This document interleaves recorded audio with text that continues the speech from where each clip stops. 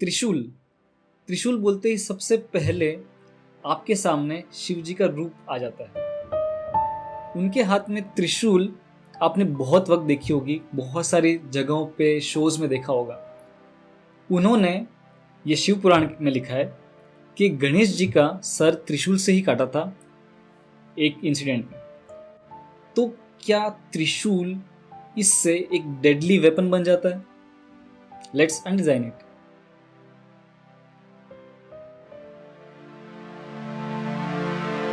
त्रिशूल को जब हम एज अ वेपन देखते हैं तो उसमें दो मेजर पार्ट्स में हम उसे डिवाइड कर सकते हैं।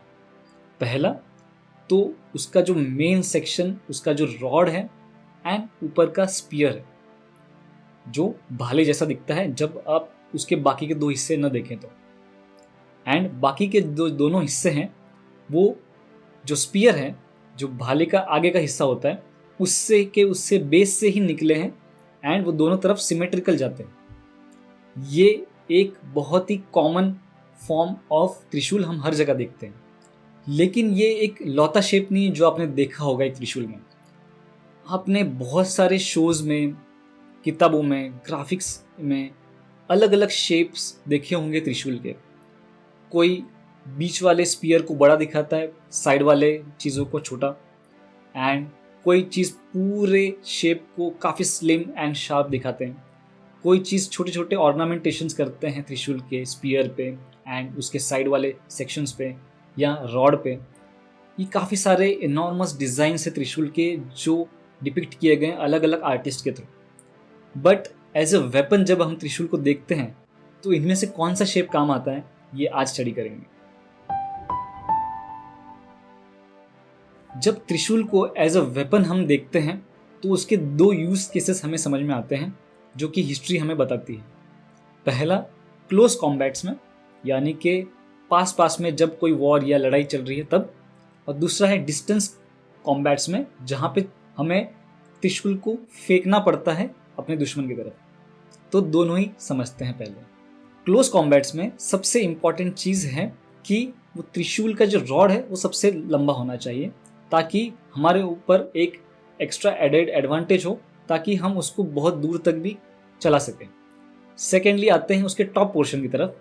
उसका जो सेंटर वाला पार्ट है, स्पीयर जिसको भाले हम कहते हैं, उसको ए शेप में होना ज़रूरी है एंड उसका जो साइज़ होगा वो साइड वाले सेक्शन से, साइड वाले पार्ट से, लेट्स कॉल देम नाइव्स, वो उससे थोड़ा सा एनलार्ज होगा।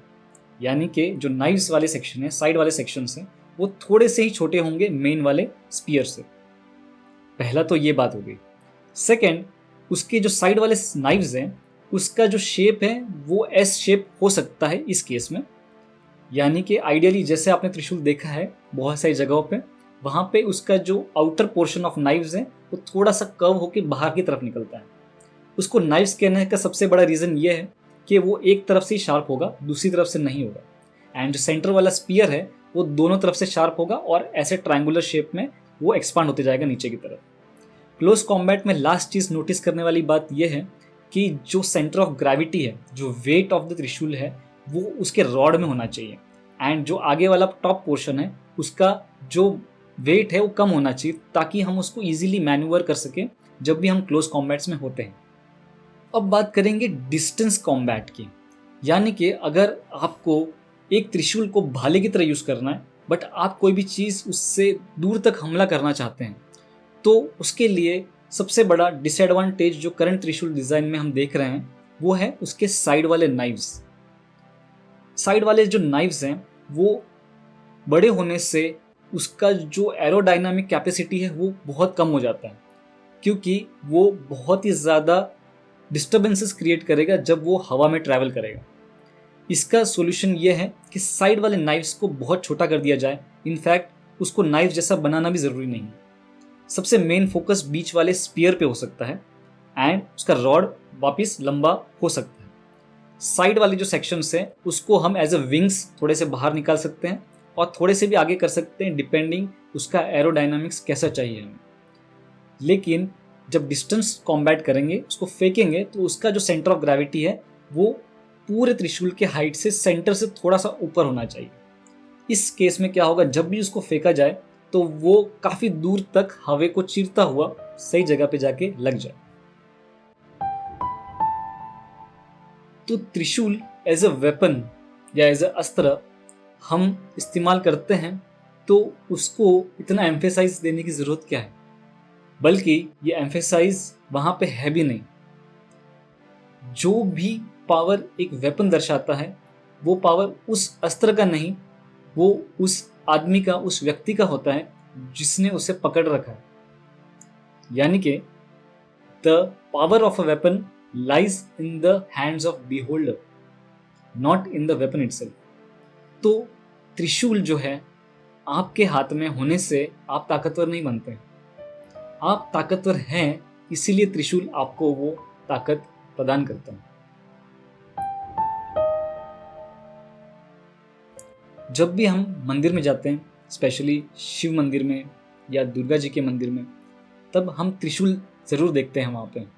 बहुत केसेस में एंट्रेंस पे ही होता है वो, तो हम बिना उसको क्रॉस किए और बिना उसकी पूजा किए अंदर नहीं जाते हैं।